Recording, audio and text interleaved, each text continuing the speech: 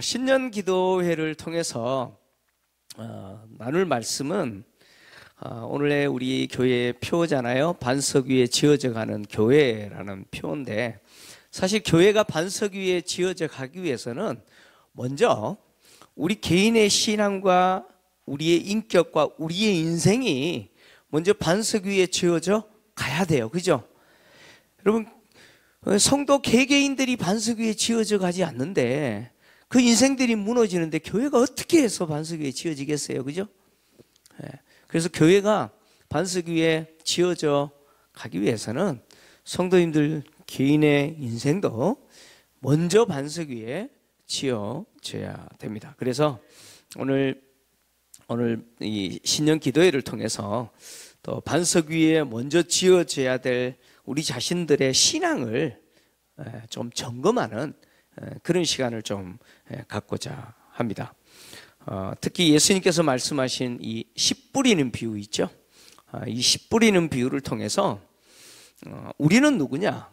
30배, 60배, 100배의 결실을 맺는 좋은 밭이다. 좋은 밭을 소유한 제자다라고 하는 사실을 확인하고, 또 예수님의 제자로서 그렇게 열매 맺은 두 사람의 예를 살펴보면서 우리 개인의 믿음과 그리고 또 인생과 삶이 바로 예수님의 제자로서 반석 위에 지어져가는 그런 복을 누리고, 또 우리 교회도 그 복을 누리는 그런 은혜가 있기 위해서 또 이 말씀을 다루게 됩니다.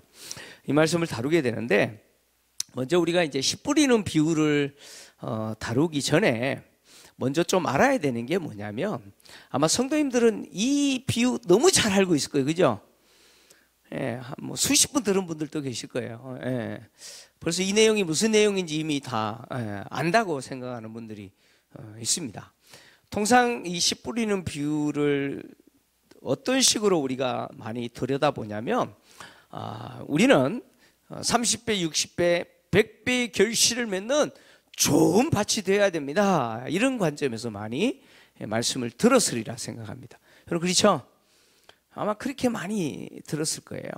그래서 옥토가 되자, 이런 또 관점에서 이 말씀을 또 묵상하고 또 적용하는 경우들이 많습니다.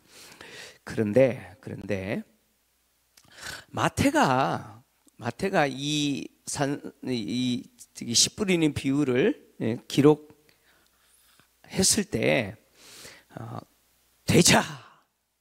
되자라는 관점에서 기록했을까요? 아닙니다. 되자라는 관점에서 기록한 것이 아니고 이다라는 관점에서 기록했어요. 다시 말하면 우리는 옥토가 되자라는 게 아니고 우리는 옥토다, 이런 관점에서 기록했다는 거예요.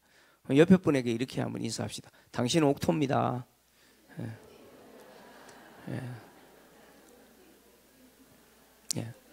되자라는 관점이 아니에요. 마태가 기록한 것은 우리는 옥토다, 좋은 밭이다, 이 관점에서 기록했다는 거예요. 여러분, 산상설교를 보면 예수님이 제자들에게 너희들은 세상의 소금이 돼야 된다, 너희들은 세상의 빛이 되어야 된다, 알겠느냐, 이렇게 하셨어요? 네? 고개를 끄덕이는 분들이 간혹 계셔. 큰일 났네. 산상설교를 다시 읽으셔야 돼요. 제자들에게 너희는 세상의 빛이 되어야 된다, 너희는 세상의 소금이 되어야 된다, 이렇게 말씀하셨어요? 아니에요. 되라라고 관점에서 기록하지 않았어요. 너희는 세상의 소금이다, 너희는 세상의 빛이다 라고 말씀하셨어요. 되라는 게 아니죠. 그런 관점에서 씨 뿌리는 비유를 들여다 보셔야 된다는 거예요. 그러니까 우리는 좋은 밭이 돼야 될 사람이 아니고 이미 뭐예요? 좋은 밭이라는 거예요. 이미 좋은 밭이라는 거예요. 자, 예수님이 지금 갈릴리 호수 바닷가에서 배에 앉으셔서 당신에게 나온 수많은 무리를 향해서 이 말씀을 하고 계세요. 그죠? 무리를 향하여 이 말씀을 지금 하십니다. 이 말씀을 하시고 뭐라고 말씀하시냐면 이렇게 말씀하셨어요. 귀 있는 자는 들을지어다, 이렇게 말씀하셔요. 이 비유를 딱 말씀하시고요, 귀 있는 자는 들을지어다, 이렇게 말씀하세요. 이 말씀 무슨 말씀이에요? 귀가 없어서 못 듣는 거예요? 그 말이 아니죠? 네. 누가 귀가 있는 사람이에요? 누가 귀가 있는 사람이에요? 소리를 듣는 사람이 아니고 지금 예수님이 말씀하신 이 내용이 무슨 뜻인지 깨닫는 사람이에요. 그 사람이 귀가 있다는 거예요. 그러면 물어볼게요. 누가 깨달아요? 누가 깨달아요? 네. 제자들만 깨달아요. 제자들만 깨달아요. 다시 말하면 제자들만 무엇이 있어요? 들을 귀가 있는 자라는 거예요. 자, 예수님이 지금 무리들에게 이 비유를 말씀하시고는 이 비유가 무슨 뜻인지 무리들에게 가르쳐줘요, 안 가르쳐줘요? 안 가르쳐줘요. 무리들에게는 그냥 씨 뿌리는 비유만 말씀하고 끝내셨어요. 근데 제자들에게는 따로 어떻게 하세요? 가르쳐주세요. 자, 10절에서 11절인데요. 네, 화면에 나옵니다. 화면을 보시면 자, 10절에서 11절 같이 읽습니다. 시작. 제자들이 예수께 나와 이르되 어찌하여 그들에게 비유로 말씀하시니까 대답하여 이르시되 천국의 비밀을 아는 것이 너희에게는 허락되었으나 그들에게는 아니 되었나니. 자, 그리고 또 13절에서 16절까지 또 있습니다. 있습니다. 시작. 그러므로 내가 그들에게 비유로 말하는 것은 그들이 보아도 보지 못하고 들어도 듣지 못하며 깨닫지 못함이니라. 이사야의 예언이 그들에게 이루어졌으니 이르시되 너희가 듣기는 들어도 깨닫지 못할 것이요 보기는 보아도 알지 못하리라. 이 백성들의 마음이 완악하여져서 그 귀는 듣기에 둔하고 눈은 감았으니 이는 눈으로 보고 귀로 듣고 마음으로 깨달아 돌이켜 내게 고침을 받을까 두려워함이라 하였느니라. 그러나 너희 눈은 봄으로 너희 귀는 들음으로 복이 있도다. 아멘. 자, 지금 예수님이 무리에게 말씀하시고 들을 귀 있는 자는 들어라 하시고 나서 제자들에게는 따로 이 비유를 설명하시면서 이 비유가 뭐를 이야기한다고 이야기합니까? 천국의 비밀이라고 그러죠.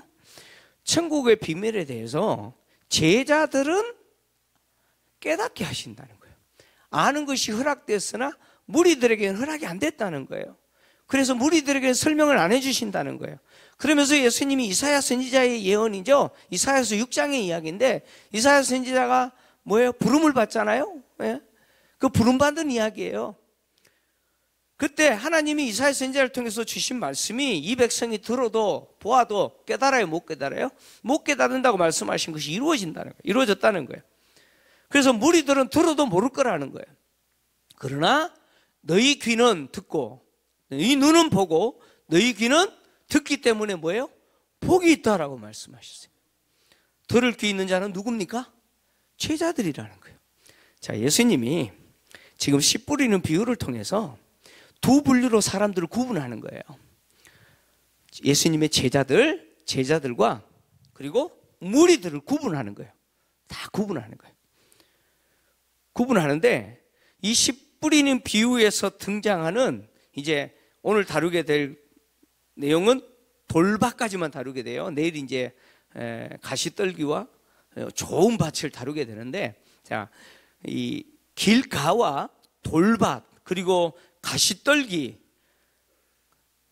떨어진 씨앗이 결과적으로 똑같이 열매를 맺지 못하잖아요. 그죠? 열매를 맺지 못하는 이 모습은 누구라는 거예요? 제자라는 거예요? 무리라는 거예요? 무리들이라는 거예요. 무리들은 이런 형태로 구분된다는 거예요. 그러나 좋은 밭에 떨어진 씨처럼 30배, 60배, 100배의 결실을 맺는 사람들은 누구라는 거예요? 제자들이라는 거예요. 제자들. 그 씨 뿌리는 비유를 통해서 제자들과 무리들을 예수님이 이렇게 구분하시는 거예요. 그래서 예수님의 제자들은 누구라는 거예요? 좋은 밭이 돼야 될 사람들이에요? 좋은 밭이에요? 이미 좋은 밭이라는 거예요. 좋은 밭인 사람들이 누구냐? 예수님의 제자들이라는 거예요. 예수님이 산상설교를 하실 때 열매로 그 사람을 안다 그랬죠. 그죠? 열매로 그 사람을 안다라고 말씀하시고, 좋은 나무가 나쁜 열매를 맺을 수 없고 나쁜 나무가 좋은 열매를 맺을 수 없다라고 하셨죠. 열매를 통해서 그 나무를 안다 그랬어요. 그러니까 좋은 열매를 맺지 못하는 것은 그 나무가 무슨 나무이기 때문이에요? 나쁜 나무이기 때문이에요. 그 나무가 나쁜 열매가 맺어졌어요. 그러면 그 나무는 어떤 나무라는 거예요? 그 나쁜 나무라는 거예요. 아, 나 좋은 나무인데 어쩌다 보니까 이렇게 나쁜 열매 맺었네. 그게 아니라는 거예요. 나쁜 나무이기 때문에 나쁜 열매를 맺는 거예요. 다시 말하면 열매라고 하는 것은 결국 그 밭이 좋은 밭이기 때문에 뭐예요? 맺는 거예요. 맺는 거예요. 그러니까 열매로 사람을 알듯이 예수님의 제자들은 이미 누구냐? 좋은 밭이 돼야 될 사람이 아니고 좋은 밭인 사람이라는 거죠.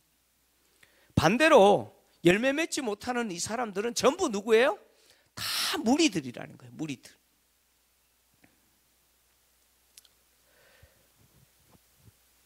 예수님의 제자인데 나쁜 열매를 맺을 수 있겠어요?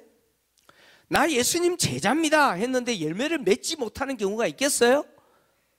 예수님의 이 씨 뿌리는 비유를 통해서 우리가 봤을 때 나 열매를 못 맺었어요 라고 하는 것은 내가 누구가 아니기 때문이에요.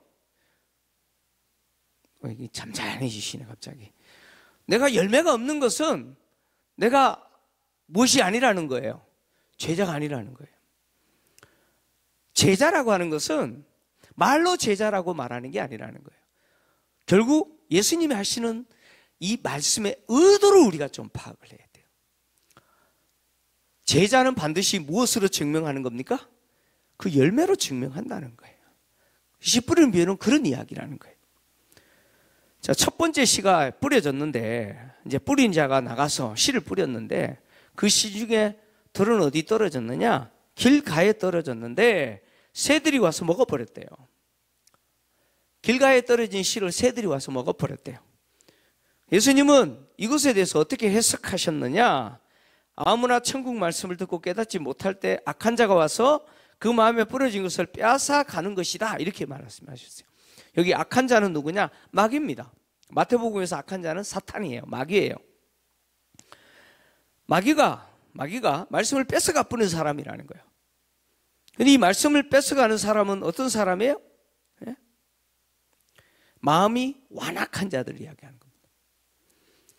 길가는 뿌리를 내리지 못하는 것이죠. 예? 마음이 완악한 자들, 도무지 예수님의 말씀을 받아들이려고 하지 않는 자들의 모습이라는 거예요. 길가에 떨어진 씨의 모습은. 근데 그런 자들에게 있어서 하나님의 말씀이 그들에게 들려졌을 때 마귀가 그 말씀을 어떻게 해버리는 거예요? 예, 들려지지 않도록 뺏어버린다 그런 이야기죠. 그러니까 완전히 마음을 닫고 예수님의 말씀하시는 그 현장에 있는 사람들이 있다는 거예요. 마음을 닫고 듣는 사람들이 있다는 거예요. 무리들 중에는 그런 사람들이 있다는 거예요. 완고한 사람들. 이사야 선지자가 예언했던 바로 그 완고한 사람들, 들으려고 하지 않고 깨달으려고 하지 않는 그런 사람들이 있다는 거예요. 그런 사람들이 말씀이 선포되는 자리에 있지만 예수님의 말씀이 선포되어질 때 마귀는 어떻게 하는 거예요? 그 사람에게 들려지지 않게 해버린다는 거예요.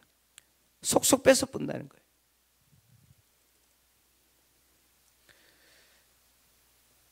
그들은 예수님의 말씀을 들으려고 하는 자세가 없기 때문에 도리어 듣지 않으려고 마음을 닫고 앉아있기 때문에 그들에게 말씀이 선포되지만 사탄은 말씀이 들려지지 않도록 한다는 것이죠. 예수님이 이렇게 이야기하는 거예요. 그런 사람은 예수님의 제자가 아니다라고 이야기합니다. 근데 교회 안에도 이런 분들이 있다는 거죠. 간혹 있다는 거예요. 혹 있을 수 있다는 거죠. 강단에서 말씀이 선포될 때 마음을 닫고 도무지 들으려고 하지 않는 분들이 있어요. 혹이 있어요. 혹.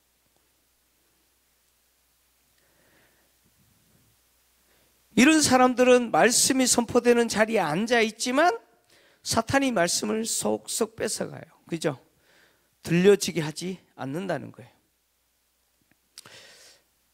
마음을 닫고 말씀을 듣는 자리에 있는 사람, 왜 마음을 닫는지 그 이유는 뭐 다양할 수 있겠어요. 그죠? 뭐 다양할 수 있습니다. 뭐 말씀을 선포하는 그 목사님 싫어할 수도 있고, 그죠? 뭐 그런 경우 있잖아요. 예. 그 목사님 싫어하면은 아예 마음 닫고 말씀 자리에 있어요. 안 들어요, 안 들어요. 예. 그런 경우도 있잖아요. 또 육체적으로 너무 피곤할 수도 있는 거죠, 그죠? 오늘 예배 시간에 내가 아예 처음부터 자야지. 예. 그런 각오하고 와서 앉아서 마음 닫고 그냥 푹 주무시는 분들도 계세요. 말씀이 시작되자마자 눈 감고 주무시는 분들 있잖아요. 또 어떤 분들은 아예 말씀 듣는 것에 대해서 관심 없을 수도 있어요. 그 이유는 다양합니다. 강단에서 말씀이 선포되는데 마음을 닫아버리고 안 들으려고 하는 사람, 그 이유는 다양해요. 다양해요.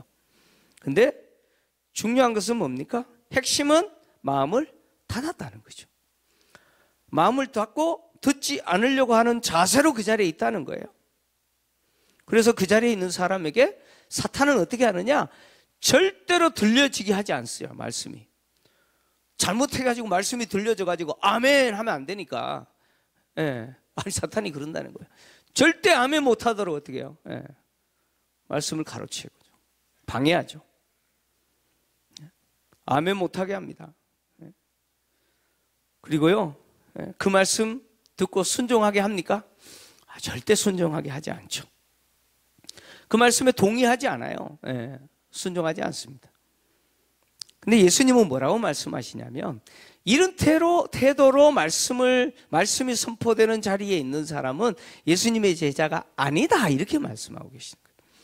그 사람은 제자가 아니고 누구예요? 그냥 무리일 뿐이라는 거예요. 지금 배 위에서 앉아서 말씀을 선포하시는 예수님에게 말씀을 들으려고 와 있는 것이 아니라 저 양반 무슨 말 하나 보자, 들어보자, 그런 자세로 와서 앉아 있는 거예요. 예수님을 대적하는 사람들이 있잖아요, 그죠? 네? 꼬투리 잡으려고 앉아 있는 사람들이 있잖아요. 그런 사람들은 예수님 제자가 아니라는 거예요. 두 번째, 이 돌밭에 떨어진 씨에 대한 이야기인데, 돌밭이 흙이 깊지 않아서 싹이 났는데 해가 돋자 곧 그 열에 타서 말라버렸다. 뿌리가 없기 때문에 말라버렸다, 이렇게 말합니다. 여기서 말하는 이 돌밭이라고 하는 것은 이 돌들이 널려있는 밭을 이야기하는 게 아니고 이 안반 위에 흙이 얕게 덮여있는 땅을 이야기합니다. 그러니까 보기에는 그냥 좋은 밭처럼 보이는데 사실 밑에는 뭐가 있어요? 안반이 있는 거예요. 그리고 흙이 얕게 덮여 있는 거예요. 그래서 그곳에 씨가 떨어진 거죠. 떨어졌는데 싹은 났어요. 근데 뿌리가 내릴 수가 없어요. 그 뿌리가 없는 거죠. 그래서 해가 돋으니까 그 열기에 타서 땅이 마르자, 흙이 마르자 같이 말라 버렸다는 것이죠. 예수님은 이 비유에 대해서 뭐라고 해석하셨냐면, 말씀을 듣고 즉시 기쁨으로 받되 그 속에 뿌리가 없어 잠시 견디다가 말씀으로 말미암아 환난이나 박해가 일어날 때 곧 넘어지는 자다, 이렇게 표현하셨어요. 돌밭에 떨어진 씨는 길가에 떨어진 씨보다는 조금 환경이 좋죠, 그죠? 길가나 새들이 와서 먹어버렸는데 돌밭은 그래도 뭐예요? 흙이 있었잖아요, 그죠? 그래서 싹은 났어요. 싹은 났어요. 근데 문제는 바로 아래에 안반이기 때문에 뿌리가 내릴 수 없다는 거예요. 뿌리가 없다는 거죠. 그래서 해가 떴을 때 그 태양의 열기로 흙이 마를 때 같이 말라버렸다는 거예요. 싹이 났다라고 하는 것은 예수님이 뭐라고 말씀하셨냐면, 그 말씀을 듣고 즉시 기쁨으로 받았다는 거예요. 즉시 기쁨으로 받았다는 거죠. 그러니까 말씀을 들을 때 뭐가 있었어요? 감동도 있고요, 기쁨도 있어요. 와, 오늘 말씀 좋다. 그리고 또 뭐도 있어요? 은혜 받았다라고 하는 생각도 있는 거예요. 야, 내가 오늘 은혜 받았다, 이런 생각도 있는 거예요. 그래서 그 기쁨의 반응으로 뭐도 있느냐? 열정도 있어요. 열정도 있어요. 근데 문제는 뭐냐? 뿌리가 없다는 거예요. 뿌리가 없다는 거예요. 그래서 이 사람이 누리고 있는 뭐 감격, 기쁨, 그리고 은혜를 받았다라고 하는 생각, 그 반응으로서 보여주는 그 열정은 참된 믿음이 아니다. 예수님이 이렇게 이야기합니다. 참된 믿음이 아니라는 거예요. 그래서 말씀을 듣고 감동도 받고 은혜도 받았다라고 생각하는데, 그래서 그 반응으로 열정을 품고 예수님을 따르기는 하는데, 정작 뿌리가 없기 때문에 외적인 환난이나 박해가 그 말씀 때문에 자기에게 찾아오면 넘어져 버린다는 거예요. 말씀으로 인해서 환난이나 박해가 온다라고 하는 말은 무슨 이야기냐면, 말씀을 들으면 그 말씀대로 살아야 되잖아요. 그죠? 근데 살려고 딱 했더니 집에서 아버지가 그냥 안 계시네. 내가 예수님을 좀 따르려고 그랬더니 집에서 부모님이 도무지 용납을 안 하시네요. 가문에서 막 호적을 파뿌린다 그러시고 막 그러시네요. 그럼 어떻게 해요? 포기하는 거예요. 포기하는 거예요. 지금 예수님을 따르는 자들, 지금 예수님 앞에서 지금 수많은 무리들이 이 말씀을 듣고 있는데, 이 무리들 중에는 제 양반은 무슨 말 하나 안 들어보자 이렇게 생각하는 그런 사람도 있지만, 또 한편으로 말씀을 듣는데 되게 좋아요. 지금까지 듣지 못한 놀라운 말씀들을 듣게 되니까 나름대로 감동도 있고, 와, 은혜 받았다라는 생각도 있고, 와, 내가 앞으로 열정적으로 예수를 따라야지 이런 마음도 있어요. 마음도 있는데 딱 집에 갔더니 아버지가, 너 어디 갔다 와서 예수님 말씀하는 데 갔는데요, 너 다시 가지 마라. 너 가면 우리 집에서 호적 파푼다. 그러면 어떻게 해요? 그냥 네, 안 갈게요 그러는 사람이라는 거예요. 예수를 따르고 말씀을 듣지만 외적인 환난이나 박해라고 하는 환경 때문에 순종 못하는 거예요. 들은 말씀대로 못 사는 거예요. 이런 사람을 예수님이 이렇게 비유하신 거예요. 돌밭에 떨어진 씨처럼 결국 말라버리는 그런 사람이라고 말하는 거죠. 결국 길가든 돌밭이든 결국 이 사람들은 누구라는 거예요? 무리라는 거예요. 무리 중에 이런 사람들이 있다는 거예요. 말씀을 듣고 기뻐하지만 정작 외적인 환경 때문에 순종하기를 주저하고 결국 순종 못하는 사람들은 전부 이런 사람이라는 거예요. 신앙생활 할 때 그런 사람들이 있잖아요. 교회 안에서도 그런 사람들이 있어요. 교회 안에서는 성도고 직장에서는 성도 아니고 이런 분들이 있잖아요. 그죠? 직원들이 그런 이야기를 해요. 제가 이제 그 피아노 조율사로 취직을 했거든요. 취직을 했는데 그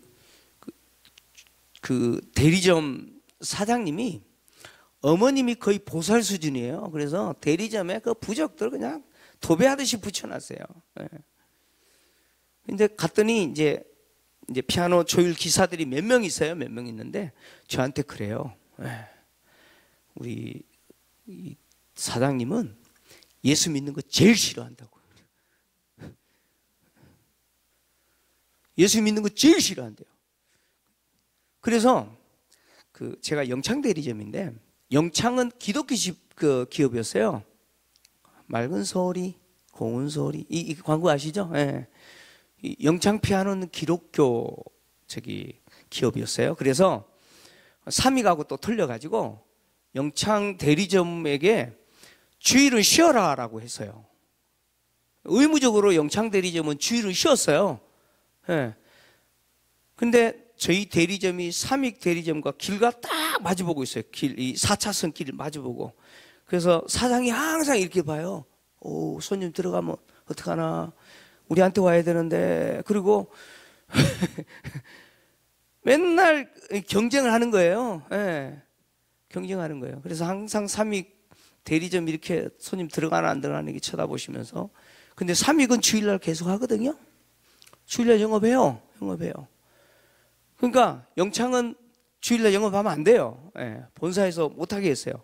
근데 이분이 예수 믿는 사람 제일 싫어하고, 그러니까 한 달에 2번 영업하는 거예요. 그러면 기사는 어떻게 해야 돼요? 아니, 대리점이 영업을 하면 기사는 어떻게 해야 돼요? 뭐 출근해야죠. 근데 저는 못합니다 그랬어요. 저는 안 합니다. 제가 좀 간이 배밖에 기 나온 사람이에요. 예. 그래가지고 제가 취업하자마자 아주 신참이잖아요. 신참인데 제가 몇 가지를 제시했어요. 예. 첫째, 주일날 못 나옵니다. 두 번째, 아침 9시부터 저녁 9시까지 근무해요. 12시간 근무해요. 수요일날 6시 반 되면 가야 됩니다. 수요일에 가야 되니까. 금요일날 7시 되면 가야 됩니다. 이거 해야 되니까. 사장님이 좋아하겠어요? 안 좋아하겠어요? 안 좋아하죠. 안 좋아하죠. 근데 제가 어떻게 했냐면, 다른 기사들보다 30분 일찍 출근해요. 30분 일찍 출근해가지고, 그 대리점에 손님 오면 피아노 치면은 음이 틀리면 안 되잖아요. 다 조율해놔야 돼요. 매일매일 조율해놔야 돼요. 그걸 제가 다 하는 거예요. 싹 해놔요. 그리고 밀대 갖고 대리점 청소, 파리가 미끄러지듯이 쫙 해놔요. 그래서 9시 대가 기사들이 막 들어와요. 부장님도 들어오시고 확 들어와요. 근데 할 게 없어요. 누가 다 했어요? 누가요? 제가 다 했어요. 그러니까 다른 기사들이 그래요. 주일날 가. 주일날 가. 수요일 되면요, 5시 반 되면은 정기사 안 가 그래요. 제가 그랬어요. 일찍 출근하고 마무리 내가 하고.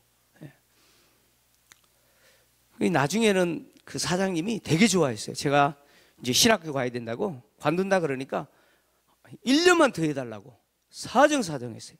근데 제가 뭐 신학교 가야 되니까. 제가 왜 이 말씀을 드리냐면, 신앙생활을 할 때 제 자랑하는 거 아니에요.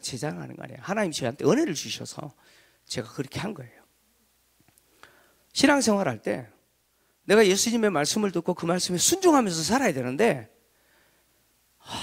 내가 순종하면 우리 부장님 안 좋아하는데, 순종하면 다른 사람이 나를 싫어할 건데, 내가 혹시 손해보지 않을까? 이런 생각하면서 포기해버리는 사람들이 있다는 거예요. 이런 사람들이 생각보다 있다는 거예요. 무리들 중에 많이 있다는 거죠. 근데 교회 안에서도 그런 분들이 없으면 좋은데 있다는 거예요.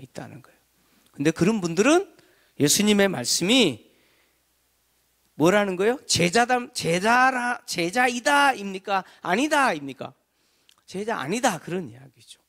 제자는 그렇게 하면 안 된다라고 이야기하는 거죠. 사실 예수님의 제자들도 사실 그런 사람이었어요. 우리 모두 다 그런 사람이었어요. 그죠? 다 눈치 보고 그렇게 하는 사람이었어요. 근데 그런 우리를 하나님이 완전히 바꿔놓으셨어요. 그 이야기를 에스겔서 36장에서 하나님이 하셨는데요. 에스겔서 36장 26절을 보면 하나님이 이렇게 말씀하셨어요. 같이 읽겠습니다. 시작. 또 새 영을 너희 속에 두고 새 마음을 너희에게 주되 너희 육신에서 굳은 마음을 제하고 부드러운 마음을 줄 것이며. 아멘. 우리 마음은 어떤 마음이었냐면 처음부터 굳은 마음이었어요. 길가 같은 마음이라는 거예요. 완악하고 도무지 들으려고 하는 자세가 없는 그런 사람들이었다는 거예요. 그 마귀의 밥이죠 뭐. 그냥 밥이에요. 하나님의 말씀에 순종하기를 거절하면서 살았던 사람들이 사실 우리라는 거예요. 근데 그런 우리를 하나님이 완전히 어떻게 바꿔버리셨느냐? 하나님의 영을 주셔서, 성령을 주셔서 우리 굳은 마음을 완전히 제거해버리시고 뭐로 만들어버려요? 부드러운 마음으로, 좋은 땅으로 만들어버리셨다는 거예요. 그래서 완고하게 하나님의 말씀을 거부하고 사는 자들이 아니라 그 말씀에 순종하면서 사는 그런 열매 맺는 자로 하나님이 우리를 만드셨다는 거예요. 내가 옥토가 된 게 아니고 하나님이 나를 뭘로 만들어 주신 거예요? 좋은 밭으로 만들어 주셨다는 거예요. 그래서 나로 하여금 30배, 60배, 100배 열매를 맺을 수 있는 사람으로 완전히 거듭나게 하셨다는 거예요. 새롭게 하셨다는 거예요. 성령이 그렇게 하셨다는 거예요. 그래서 우리는 좋은 밭이라는 거예요. 예수님의 제자는 완악한 마음으로 마음을 닫고 말씀의 자리에 앉아 있는 자들이 아니고 주변 사람들 때문에 다른 사람이 나를 어떻게 볼까? 그 시선 때문에 하나님의 말씀에 순종하는 것을 주저하다가 결국 포기해버리는 그런 사람이 아니고 예수님의 제자는 그거 무시한다는 거예요. 그대로 순종한다는 거예요. 그래서 열매로 제자됨을 증명하는 사람, 그 사람이 제자라는 것이죠.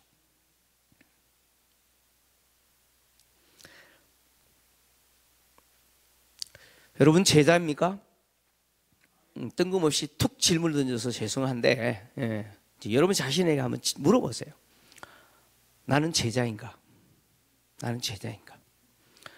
나는 하나님의 말씀을 들을 때 마음을 닫고 듣고 있는지, 아니면 말씀을 듣고 순종하려고 하는 자세로 듣고 있는지, 다른 사람 눈치 보면서 신앙생활하고 있지는 않는지, 여러분 자신들을 한번 점검하시고 한번 질문해 보세요.